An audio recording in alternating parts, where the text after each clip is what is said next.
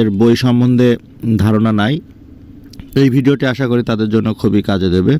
তো আমি এখানে একটু সামারি করে বলবো যে কোন কোন বই পড়লে আসলে কাজে লাগতে পারে। তো প্রথমে আমাদের জানা দরকার প্রাথমিকে আপনার নিয়োগে সাবজেক্ট কয়টি। পরীক্ষা এখানে 80 মার্কের প্রিলিমিনারি কোশ্চেন হয়। তো এখানে আসলে 4টি সাবজেক্টের উপরে মেইনলি পরীক্ষা হয়, ইংরেজি, বাংলা, গণিত আর হচ্ছে সাধারণ জ্ঞান। তো আমার যেটা এবার সিলেবাস অনুযায়ী যেটা মনে হচ্ছে যে সাধারণ জ্ঞানের মধ্যে বিজ্ঞান ও আইসিটির কিছু প্রশ্ন থাকবে, আর বাংলাদেশ ও আন্তর্জাতিক বিষয় বলে মিলে ওখানে হয়তো 10-12 মার্ক থেকে কোশ্চেন করবে এবং বিজ্ঞান আইসিটি থেকে হয়তো 8 বা 10 মার্কের প্রশ্ন থাকতে পারে। তো সেই হিসেবে বিজ্ঞান বা আইসিটির উপরেও একটু প্রস্তুতি নিতে হবে। তো প্রথমেই আসি বাংলার জন্য আপনারা কি কি পড়তে পারেন। তো আসলে প্রাইমারির প্রস্তুতির জন্য সর্বপ্রথম যে জিনিসটি পড়া উচিত সেটি হচ্ছে বিসিএস প্রিলিমিনারি প্রশ্নগুলো। বিসিএস প্রিলিমিনারি বিগত প্রশ্ন থেকে কিন্তু বিগত যত প্রাইমারি কোশ্চেন আছে ম্যাক্সিমাম প্রশ্ন কিন্তু ওখান থেকে কমন এসেছে। এছাড়া অন্যান্য চাকরি পরীক্ষার যেসব প্রশ্ন আসে সেগুলোই কিন্তু রিপিটেড হয়। তবে গতবারে যেসব প্রশ্ন ছিল সেগুলো ম্যাক্সিমাম বিসিএস কোয়ালিটির প্রশ্ন ছিল। তো সেই জন্য এখন আপনাদের বিসিএস রিলেটেড প্রিপারেশন নিতে হবে। তো বাংলার জন্য অগ্রদূতের বাংলা বইটি বেশ ভালো। এছাড়াও আপনারা MP3 বাংলা বইটি, এটিও অনেক ভালো, এটিও পড়তে পারেন। আর ইনসেপশন ডাইজেস্ট অথবা যে কোনো একটি ডাইজেস্ট থেকে যদি বাংলা অংশ কভার করতে পারেন এটাও অনেক ভালো হয়। কিন্তু ইনসেপশনে একটা ডাইজেস্টের সমস্যা হচ্ছে আপনার এখানে কোনো প্রিভিয়াস কোশ্চেন দেওয়া থাকে না এবং প্রশ্নোত্তর দেওয়া থাকে না। এটার জন্য আপনারা MP3 বা অগ্রদূত ব্যবহার করতে পারেন, অনেক ভালো। তো এই তিনটি যে কোনো একটা থেকে রেফারেন্স নিয়ে আপনারা পড়তে পারেন, অনেক ভালো কাজে দেবে।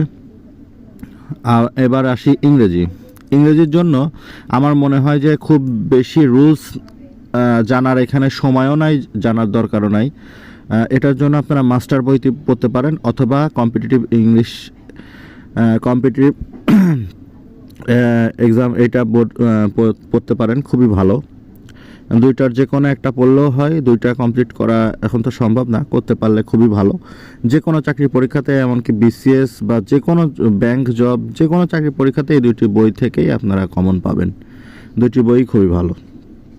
এবারে আসি গণিতের জন্য খায়রুজ বেসিক ম্যাথ বইটি অনেক ভালো যদি আপনি গণিতে অনেক বেশি দুর্বল হয়ে থাকেন, কিন্তু সেটা আসলে এই প্রাইমারি পরীক্ষার জন্য না পড়লেও চলবে। আমার মনে হয় প্রাইমারি পরীক্ষার জন্য MP3 গণিত এই বইটি পড়লেও হয়, অথবা সসের বই, এটাও ভালো।